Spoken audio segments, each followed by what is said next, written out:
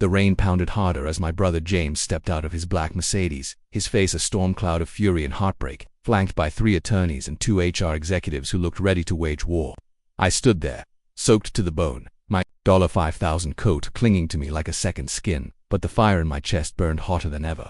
I'm Leela Morgan, CEO of Morgan Air Enterprises, and I'd just been barred from my own $15 million jet by employees who thought my black skin made me a fraud. Erica Vaughn, the senior flight attendant who'd mocked me as Beyoncé and threatened security, stood frozen, her tablet trembling in her hands, the passenger manifests glaring back at her with my name. L. Morgan, owner CEO. Thomas Reed, the terminal manager who'd smugly told me I didn't look like wealth, was pale, his eyes darting to the legal team like a cornered animal. Captain Daniel Foster, who'd stayed silent from the cockpit, muttered something under his breath, his career teetering on the edge of ruin. But it was Erica I watched closest. Her sneer had vanished, replaced by a flicker of fear, yet I sensed a defiance in her, a refusal to admit she'd crossed a line. This wasn't over.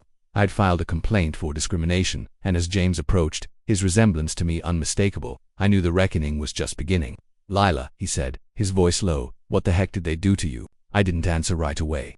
Instead, I turned to Erica, my voice sharp as a blade. "Lead us to the jet's conference room. We're having a conversation about respect, and you're all invited." The weight of my words hung in the air, and as we moved toward the aircraft, I felt the eyes of every crew member, passenger, and bystander on us. This wasn't just about MIT, it was about every person who'd been told they didn't belong, and I was about to turn their prejudice into a lesson they'd never forget. My heels clicked against the jet's polished floor as I led the group into the conference room, a sleek space with mahogany walls and leather chairs where I'd closed billion-dollar deals. I took my seat at the head of the table, my wet hair dripping onto the wood, my composure a shield against the rage simmering inside. James sat to my right, his jaw tight, scribbling notes that I knew would fuel our next moves. The legal team, by Rachel Cohen, a fierce attorney who'd won us lawsuits against corporate giants, spread out files, their faces grim. HR executives, led by David Nguyen, flipped through employee records, ready to document every word. Across from us sat Erica, Thomas, Foster, and the co-pilot, Tyler Brooks, their expressions a mix of dread and defiance. Erica's posture was rigid, her lips pursed, as if she still believed she could talk her way out of this. I leaned forward, locking eyes with her. "Erica, explain to me what made you think I didn't belong on this jet." My voice was calm, but it carried the weight of every boardroom I'd commanded. She shifted, her fingers tightening around her tablet. "Ma'am, I didn't know it was you," she stammered, but her tone held a hint of challenge, like she thought her ignorance excused her. I raised an eyebrow. "You didn't know who I was, so you assumed a black woman couldn't afford an $80,000 flight. That wealth has a color." Her face flushed, but she didn't answer, her silence louder than any defense. I turned to Thomas. "You said you know what wealth looks like, and I'm not it. Care to clarify for my legal team?"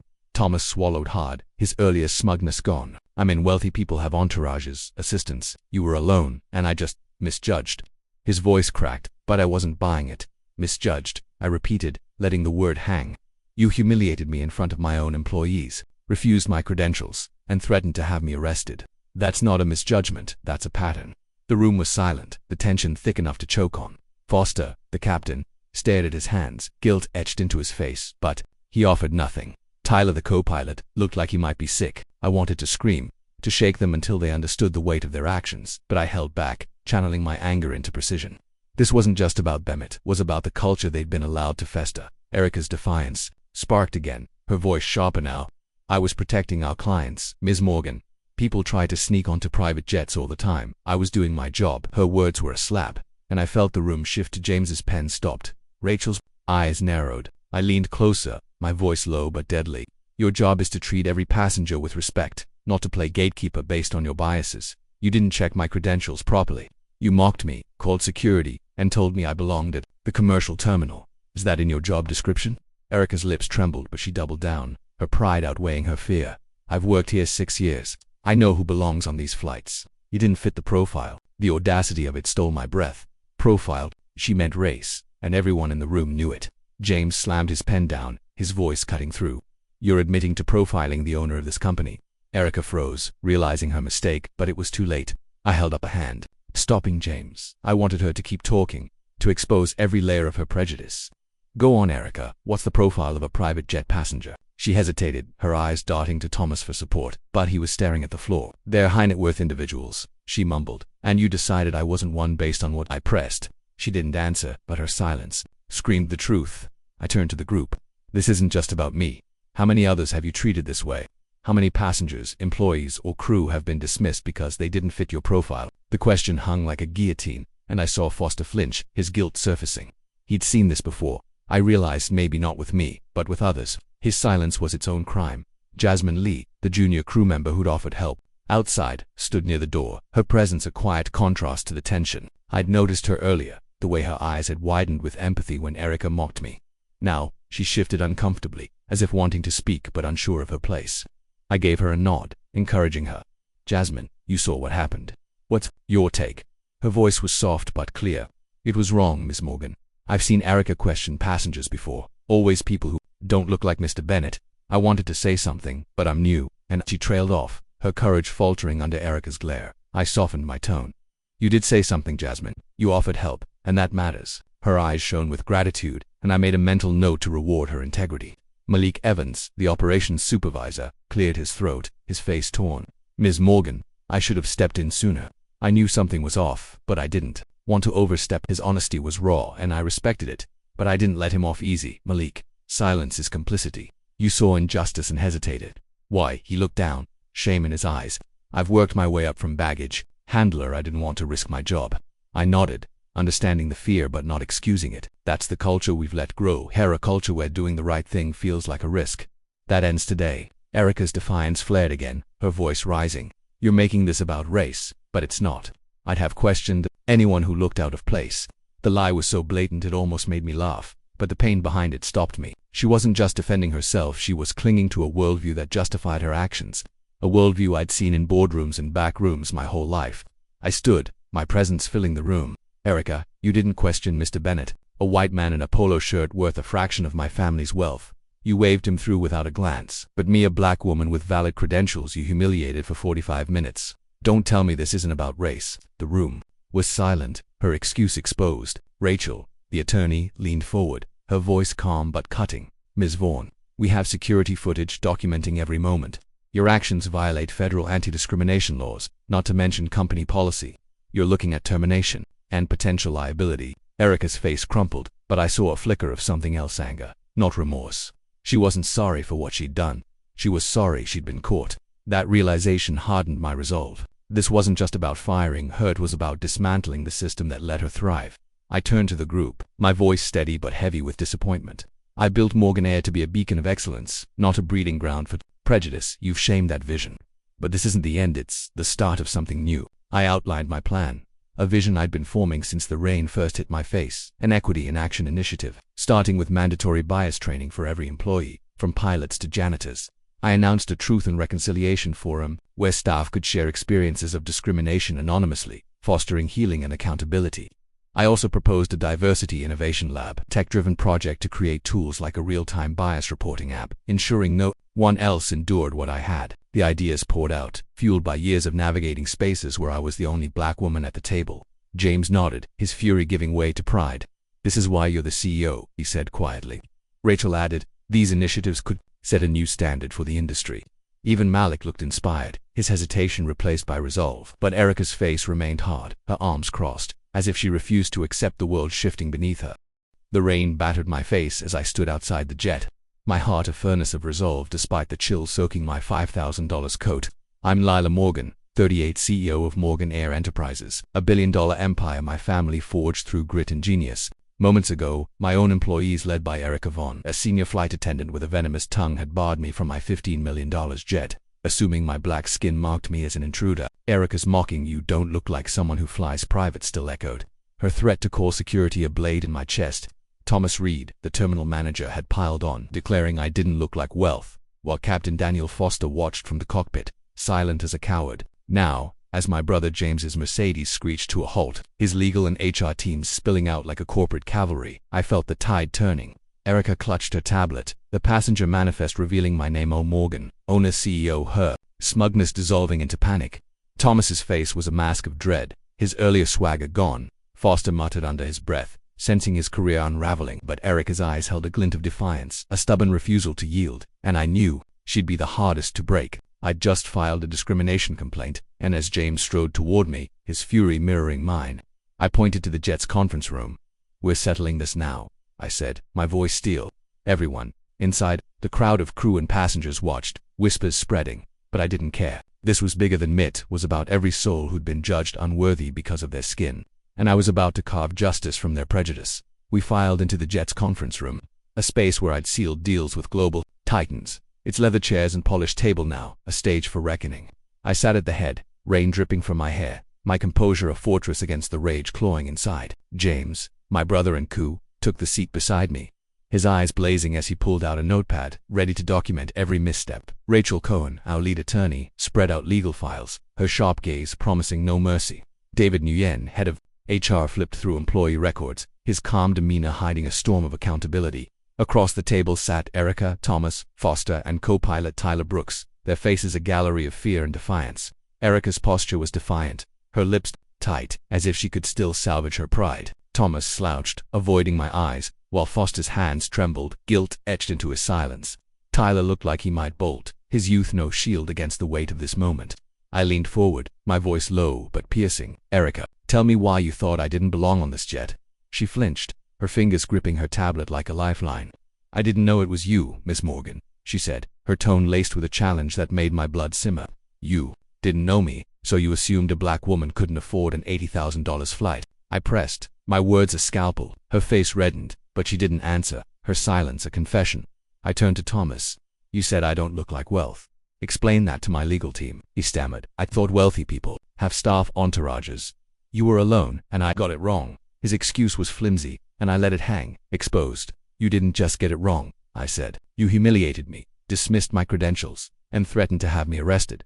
That's not an error, it's a choice. The room was a pressure cooker, every word tightening the screws. Erica's defiance surged, her voice rising with a desperate edge. I was protecting our clients. People sneak onto private jets all the time. I was doing my dang job. The lie was brazen, and I felt James tense beside me, Rachel's pen pausing. I leaned closer, my eyes locked on hers. Your job is to verify credentials, not to judge passengers by their skin. You didn't check my boarding pass properly. You mocked me, called security, and told me I belonged a mile away at the commercial terminal. Is that in your training manual? Erica's lips quivered, but she doubled down, her pride a fortress. I've worked here 6 years. I know who flies private. You didn't match the profile. The word profile was a grenade, and I saw Rachel jot it down, her eyes narrowing. James's voice cut in, low and lethal. You're admitting to profiling the CEO of Morgan Air. Erica froze, her bravado cracking, but she didn't back down. I mean high net worth individuals, she mumbled. Dodging the truth, I pressed harder. And you decided I wasn't one because of what? My race, my gender. Her silence was deafening, her eyes darting to Thomas for support, but he was a ghost, his earlier arrogance buried under fear. I widened my gaze to the group. How many others have you treated this way? How many passengers, crew, or employees have you dismissed because they didn't match your profile? Foster's head snapped up, his guilt raw. He'd seen this before, I realized, and his silence was a betrayal as deep as Erica's words. Jasmine Lee, the junior crew member who'd offered help outside, stood near the door, her presence a quiet beacon in the storm. I'd seen her empathy, earlier, the way she'd risked her job to speak up. Now her hands fidgeted, as if she wanted to say more but feared the cost. I gave her a nod. Jasmine, you were there. What did you see? Her voice was soft but steady. It wasn't right. Ms. Morgan, Erica's done this before, questioning people who don't look like the usual clients. I've heard her make comments about types who shouldn't be here. I should have spoken up sooner, but I'm new, and I was scared. Her honesty cut through the tension, and I saw Erica's glare sharpen, a predator sizing up a threat. Thank you, Jasmine, I said, my voice warm. Your courage matters more than you know. I made a mental note to nurture her potential. She was the kind of employee I wanted shaping our future. Malik Evans, the operations supervisor, spoke next, his voice heavy with regret. Ms. Morgan, I knew something was wrong, but I didn't act. I've worked my way up from nothing, and I was afraid of rocking the boat. His eyes met mine, raw with shame. Why didn't you act, Malik? I asked, not accusing but searching. I've seen how speaking up can cost you, he said. But I should have done it anyway. His admission was a mirror to the culture I'd let fester, and it stung. Fear shouldn't silence justice, I said. We're changing that, starting now. Erica's voice broke the moment, sharp and unyielding. You're twisting this into a race thing, but it's not. I'd have questioned anyone who looked out of place. The lie was so bold it nearly choked me, but I saw her clinging to it, her worldview a shield against accountability. She wasn't just defending herself, she was defending a lifetime of assumptions, a belief that people like me didn't belong in her elite world. I stood, my presence commanding the room.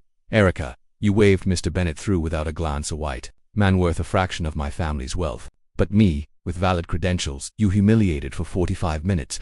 Don't tell me this isn't about race. The truth landed like a thunderclap, and I saw Rachel's pen fly across her notepad, documenting the violation. Ms. Vaughn, Rachel, said, her voice icy, your actions breach federal anti-discrimination laws and company policy. You're facing termination and potential lawsuits. Erica's face twisted, not with remorse but with fury, as if she were the victim. That rage worried me. She wasn't sorry, and I sensed she'd fight back, maybe even publicly, to save face. Her defiance was a cancer, and I had to cut it out before it spread. I turned to the group, my voice heavy with a disappointment that cut deeper than anger. Morgan Air was built to soar, to be a symbol of excellence. You've tarnished that with your prejudice, but this isn't the end, it's a chance to rebuild. I unveiled my vision, born in the rain-soaked moments of humiliation, an equity in action initiative, with mandatory bias training for every employee, from baggage handlers to executives. I proposed a truth and reconciliation forum, a safe space for staff to share discrimination stories, fostering healing and accountability. I added a diversity innovation lab, a bold plan to develop tools like a real-time bias reporting app, ensuring no one endured what I had. But I went further, announcing a Community Voices Council, a new program inviting local leaders from marginalized groups to advise our board, embedding equity into our DNA. The ideas flowed, each one a brick in the foundation of a better Morganer. James's eyes shone with pride. This is leadership, Lila, he said. Rachel nodded. These could redefine industry standards. Moloch's guilt softened into resolve, and even Jasmine stood taller, inspired. But Erica's face was stone, her arms crossed, her refusal to engage a silent rebellion. She was the villain of this moment, not because she was evil but because she chose to cling to her biases, even now. The air in the Jets conference room was thick with the aftermath of my words, each syllable a hammer forging a new reality for Morgan Air Enterprises. I'm Leila Morgan, 38, CEO of a billion-dollar empire, and I'd just fired two employees, Vaughn and Thomas Reed, for humiliating me, a black woman, assuming I couldn't belong on my own $15 million jet. Captain Daniel Foster sat suspended, his silence a betrayal I couldn't forgive yet. My brother James, Arsu, stood by my side, his pride in me a quiet strength, while our legal and HR teams documented every moment, their pens scratching like the ticking of a bomb. Erica's face was a mask of fury, her eyes burning with a defiance that chilled me. She wasn't broken, not even close. Thomas slumped, a defeated shadow of his earlier smugness, but Erica's unrepentant glare told me she'd fight this, maybe even twist it to paint herself the victim. Jasmine Lee, the junior crew member who'd shown courage, and Malik Evans, the supervisor who'd hesitated but confessed, stood as glimmers of hope, their promotions a promise of a better future. I'd outlined a vision to rebuild Morgan Air by training, a truth and reconciliation forum, a diversity innovation lab, but the weight of what had happened still pressed on me. This wasn't just about firing a few bad apples. It was about uprooting a culture that let prejudice thrive. As I stood, my soaked coat dripping onto the polished floor, I felt the eyes of everyone in the room, waiting for my next move. The rain outside had slowed, but the storm inside me raged, fueled by a resolve to make this moment a turning point, not just for me, but for every soul who'd been told they didn't belong. I paced the room, my heels clicking, my mind racing with the gravity of what lay ahead. This isn't about one incident, I said, my voice steady but heavy with purpose. It's about a system that let you, Erica, decide who belongs based on skin color. It's about a culture that let you, Thomas, humiliate a passenger without a second thought. And it's about a company that let you, Daniel, stay silent when you knew it was wrong. Erica's jaw tightened, her fingers clenching into fists. And I saw the spark of rebellion in her eyes, a refusal to accept the truth. You're blowing this out of proportion, she snapped, her voice sharp enough to cut glass. I was protecting our clients, our reputation. You're making me the villain because I didn't know you were the CEO. Her audacity stole my breath, but it also clarified my mission. She wasn't just defending herself, she was defending a worldview that saw people like me as lesser, no matter our credentials. I stopped pacing, locking eyes with her. Erica, you didn't need to know I was the CEO to treat me like a human being. You chose to mock me, to assume I was a fraud, because I'm black. That's not a mistake, it's a mindset. The room was silent, her defiance exposed. Rachel Cohen, our attorney, leaned forward, her voice calm but lethal. Ms. Vaughn, the security footage shows you dismissing valid credentials and threatening a passenger with arrest. That's not protection, that's discrimination, and it's actionable under federal law. Erica's face twisted, not with remorse but with a desperate anger, as if she could argue her way out of reality. I saw then what made her dangerous, her pride, her refusal to question herself. Even now, Thomas tried to speak, his voice a weak croak. Ms. Morgan, I didn't mean to offend. I was following Erica's lead. His excuse was pathetic, a dodge that only deepened my disappointment. Following her lead, I said, my tone sharp. You're a manager, Thomas. You had a duty to question, to verify, to act with integrity. Instead, You amplified her prejudice. He shrank back, his career in ruins, but I felt no satisfaction, only a hollow ache for the trust he'd betrayed. I turned to Foster, whose guilt was a palpable weight. Daniel, you admitted you've seen Erica do this before, to passengers, to crew. Why didn't you act? His eyes met mine, raw with shame. I've got 20 years in aviation, a family to support. I thought it wasn't my fight. His honesty was a knife, cutting through the excuses. It's everyone's fight, I said, my voice softening but firm. Your silence let this fester. You're not just a piloter, a leader, or you should be. Foster nodded, his head bowed, and I saw a flicker of resolve in him, a hint he might yet redeem himself. But Erica's silence was louder, her glare a challenge, and I knew she was the real obstacle. Her defiance wasn't just personal, it was a symptom of a deeper resistance. One I'd have to crush to rebuild Morgan. Jasmine's presence drew my attention, her quiet strength, a contrast to Erica's venom. She'd risked her job to offer help outside, and now her eyes held a mix of awe and fear, as if she couldn't believe she was part of this moment. Jasmine, I said, you saw the truth from the start. What else have you noticed in this company? Her voice trembled but grew steadier. It's not just Erica, there's a vibe here. Certain passengers, black, Latino, anyone who doesn't look rich, get extra scrutiny. I've heard crew make jokes, like it's normal. I didn't know how to call it out. Her words were a gut punch, confirming my worst fears. This wasn't isolated. I nodded, my heart heavy but grateful. Your honesty is why you're here, Jasmine. You're the future we need. Malik Evans spoke next, his voice thick with regret. I've seen it too, Ms. Morgan. Not just with passengers, with staff. I got passed over for promotions, and I heard whispers it was because I didn't fit the image. I stayed quiet to keep my job. His vulnerability was raw, and I felt a pang of guilt for the culture I'd let slide. Malik, I said, your silence cost you, but your courage now redeems you. We're building a place where no one has to hide. Their words painted a picture of a company I barely recognized, and it fueled my determination to tear it down and rebuild. Erica's voice cut through, shrill and unyielding. You're all acting like I'm some monster, but I was doing what everyone does. This industry's about image, and I was keeping standards. Her outburst was a lightning bolt, revealing the depth of her delusion. She wasn't just prejudiced, was entrenched, believing her actions were justified, even noble. I stepped closer, my voice low but resonant. Standards you waved a white man through without a glance, but me, a black woman with a platinum membership, you humiliated for 45 minutes. Your standards are a code for racism, Erica, and they end today. The room felt electric, my words a rallying cry. James's pen flew across his notepad, capturing every syllable for the board. Rachel added, Miss Vaughn, your pattern of behavior admitted by witnesses exposes Morgan to millions in liability. You're not protecting standards. You're endangering the company. Erica's eyes flashed, and I saw a calculation in them. A hint she might spin this publicly, maybe claim she was unfairly targeted. That possibility gnawed at me. She was a wildfire, and I had to contain her before she spread. The drama escalated. As I laid out the consequences, my voice a blend of steel and sorrow. Erica Vaughn, your employment is terminated, effective immediately. Thomas Reed, you're terminated. Captain Foster, you're suspended pending a full investigation. The words landed like thunder, their faces collapsing under the weight. Erica's fury erupted, her voice a scream. You're ruining my life over one freaking moment. I gave this company everything and you're throwing me out like trash. Her desperation was raw, but it was her lack of remorse that chilled me. Erica, I said, my voice rising with a power I'd honed in boardrooms. You threw away your career when you chose to degrade me, to assume my skin disqualified me. You didn't just hurt me, you hurt every person who trusted Morgan to be fair. Thomas tried to plead, his voice barely audible. Ms. Morgan, please, I have a family. But I cut him off. So do I, Thomas, and I'm fighting for a company my family can be proud of. Foster spoke, his voice hoarse. I failed you, Ms. Morgan. I've seen Erica target others, black passengers, young crew. I thought keeping my head down protected me. I was wrong. His confession was a revelation, exposing a pattern that made my stomach twist. Your silence was a choice. Daniel, I said. You'll answer for it. I turned to Jasmine and Malik, my tone softening.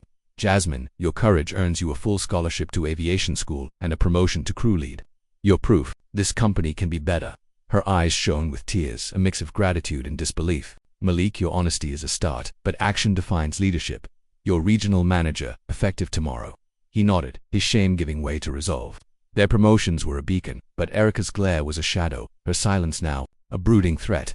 I addressed the group, my vision taking shape. Morgan will lead with equity.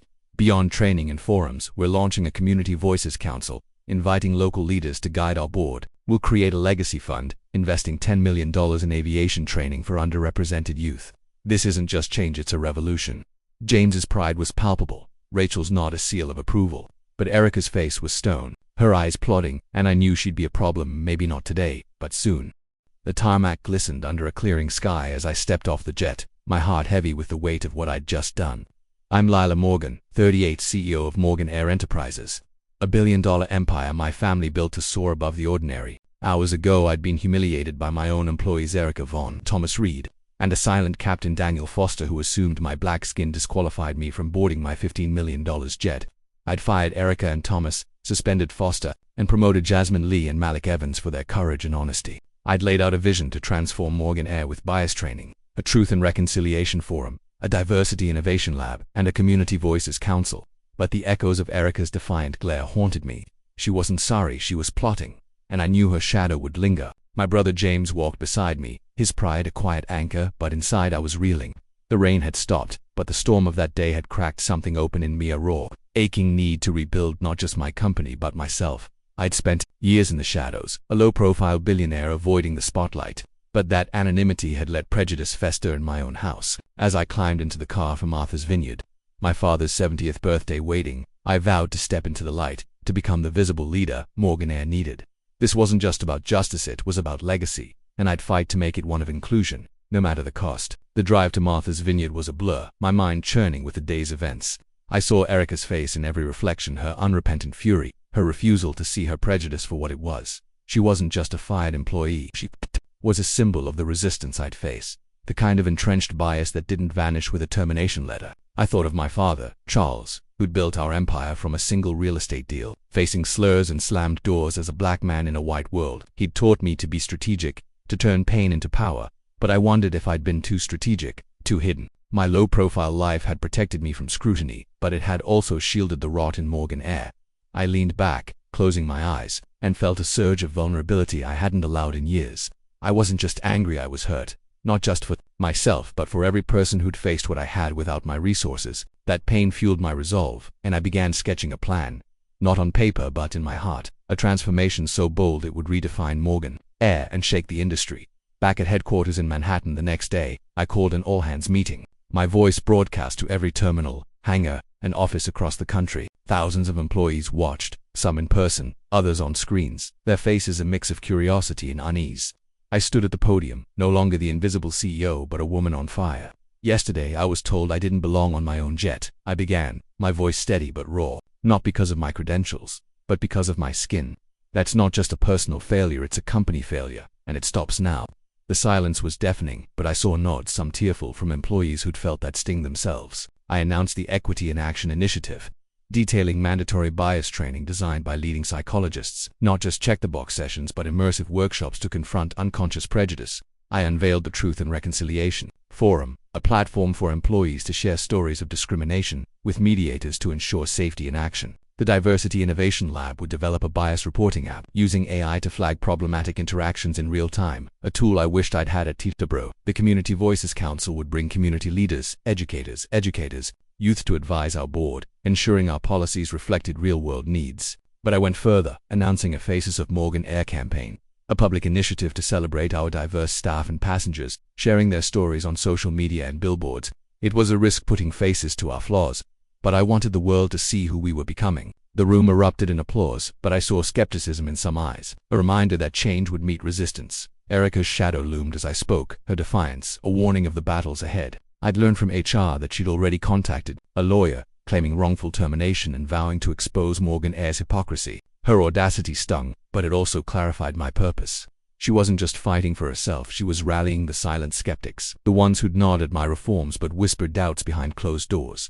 I decided to confront that head, inviting employees to submit anonymous feedback on the new initiatives, promising to address every concern publicly. It was a gamble, opening the door to criticism, but I needed to know the truth, to root out the Ericas still hiding in our ranks. I met with Jasmine, now crew lead, in my office, her nervous energy a contrast to her earlier courage. Ms. Morgan, some crew are scared, she admitted. They think the changes are too fast, that they'll be punished for honest mistakes. Her honesty was a gift, and I leaned in, my voice soft.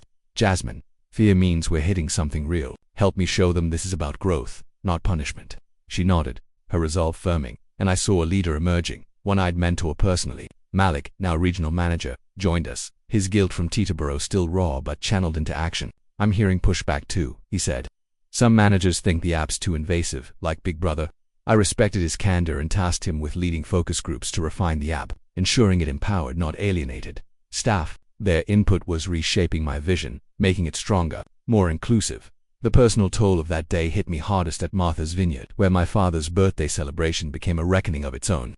I arrived 3 hours late, emotionally drained, my dress still damp from the rain. Charles took one look at me, his eyes sharp with a father's intuition, and pulled me aside. "What happened, Lila?" he asked, his voice a mix of steel and warmth. I recounted the Teterboro ordeal, my voice breaking as I described Erica's mockery, Thomas's smugness, Foster's silence. But I also shared my vision, the training, the forum, the council, the campaigning, the weight of becoming a visible leader.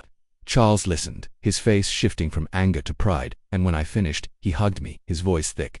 "You've turned their hate into hope, Lila. Your mother would have been proud." His words unlocked something in me, a grief I'd buried since losing her, and I cried. Not just for Teterboro, but for every battle I'd fought as a black woman in a world that often saw me as less. That night, over dinner, our family, Charles, James, my cousins, committed $50 million to a Morgan mentorship network, a program to pair underrepresented youth with aviation leaders, ensuring the next generation wouldn't face what I had. It was a new idea, born in that moment, and it felt like a vow to my mother's memory. Back at work, I launched listening tours, unannounced visits to terminals from Seattle to Miami, sitting with crew, pilots and ground staff in break rooms and hangars. I heard stories that broke my heart. A black pilot passed over for promotions. A Latina ticketing agent mocked for her accent. A young mechanic told he didn't look like management material. Each story was a thread in the tapestry of Morgan Air's failures, and I wove them into our reforms, ensuring the forum and app addressed real pain. But I also heard hope, employees inspired by the Faces campaign, sharing photos and stories that went viral, turning Morgan Air into a beacon of change. The tours changed me, too. I'd always been the strategist, the deal closer, but now I was a listener. A bridge between the C-suite and the tarmac. It was exhausting, exposing me to scrutiny I'd avoided, but it was worth it. I felt my mother's strength in every conversation, her belief that leadership meant lifting others up. Erica's influence persisted, a dark undercurrent. A week after Teterboro, an anonymous blog post surfaced, accusing Morgan Air of overreacting to a simple misunderstanding and hinting at a smear campaign against loyal employees. The writing style sharp, defensive, screamed Erica. HR confirmed she'd been contacting former colleagues, spreading her narrative. I chose not to respond publicly, focusing instead on a transparency summit, a new initiative, where I'd present the Teterboro footage to employees unedited, alongside our reform progress. It was a bold move, risking backlash, but I wanted trust, not silence. I met with Foster, still suspended, and saw a man wrestling with his failure. "I'm taking accountability," he said, his voice raw.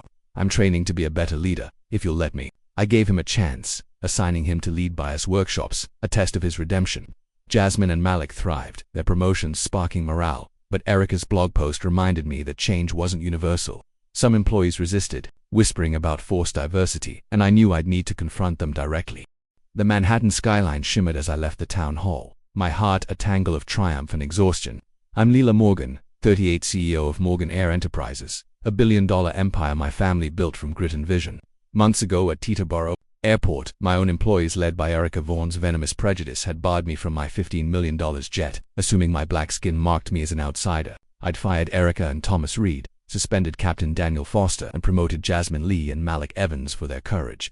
I'd launched a revolution bias training, a truth and reconciliation forum, a diversity innovation lab, a community voices council, a Faces of Morgan Air campaign, a transparency summit, a Morgan mentorship network, a unity pledge. But Erica's shadow lingered, her anonymous blog post accusing me of overreacting, a spark of resistance.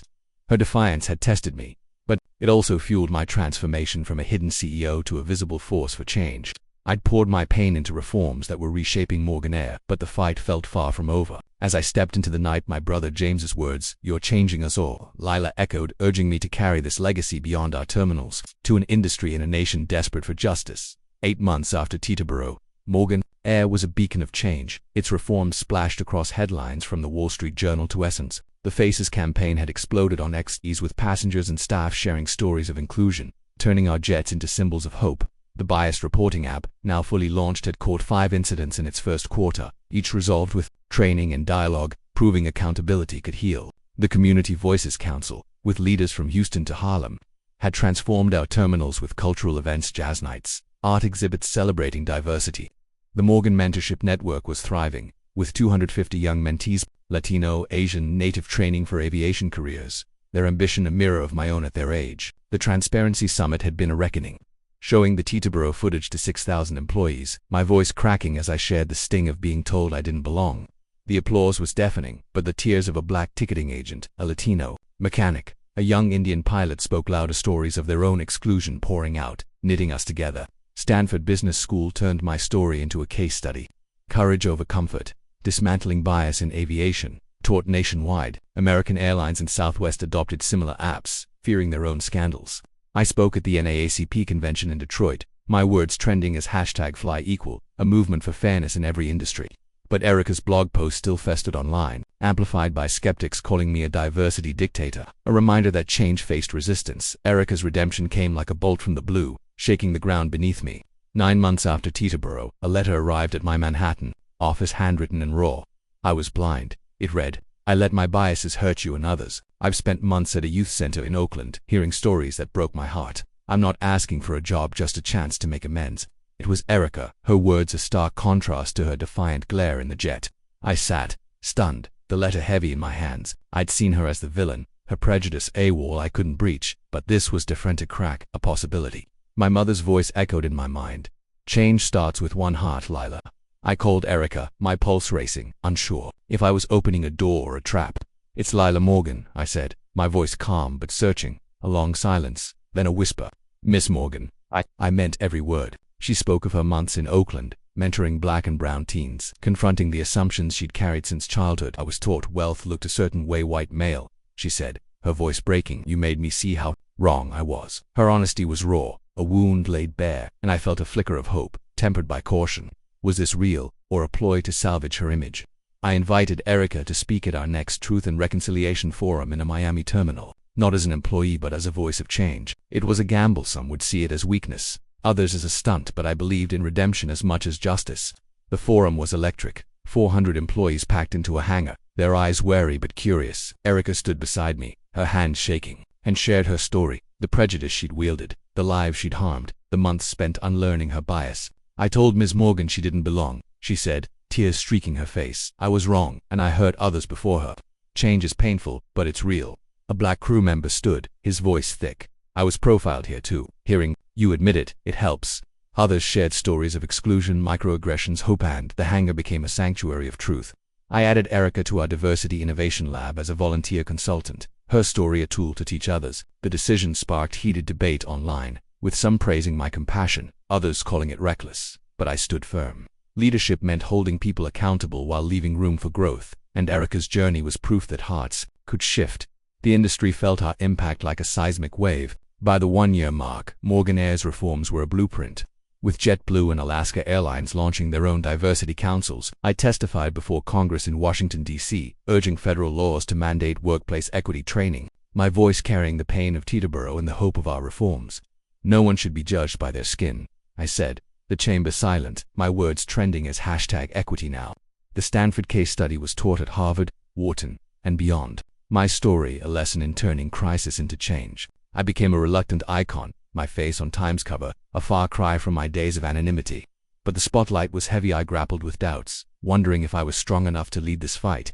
At a family dinner in Martha's Vineyard, my father Charles took my hand, his eyes warm. "Lila, you're not just leading, you're healing a world that tried to break you." His words were a bomb, grounding me in my mother's legacy of resilience.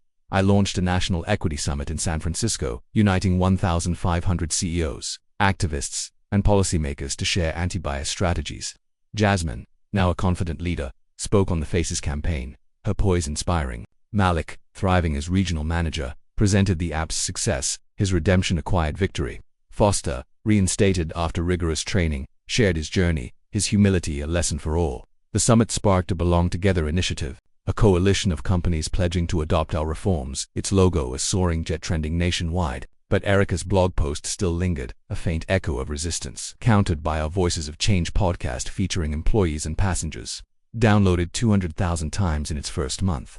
The fight wasn't over prejudice, was a stubborn foe, but we were winning, one story at a time. As I stood on the summit stage, looking at a sea of faces, diverse, determined, united, I reflected on my journey. Teterboro had broken me open, exposing a pain I'd buried under success. I'd learned that leadership isn't just power, it's vulnerability. The courage to face hate and turn it into hope. I'd learned that change requires accountability and compassion, that even villains like Erica could grow if given a chance. I'd learned that silence like Foster's, like my own anonymity, enables injustice, and speaking out is the only way to heal. Most of all, I'd learned that my blackness, my womanhood, my strength were not burdens but gifts, shaping a legacy. For my family, my company, my country. I closed the summit with a question for the audience, my voice steady but warm. If you were in a situation like mine, facing racial and gender bias, a lack of diversity awareness, how would you approach it to achieve the best outcome? I paused, letting it sink in. Would you stay silent, or would you fight for a world where everyone belongs? The applause was thunderous, but it was my father's words that carried me. Power with purpose changes everything. I'd changed my world, and in doing so, I'd changed countless others, a legacy that would soar long after I was gone.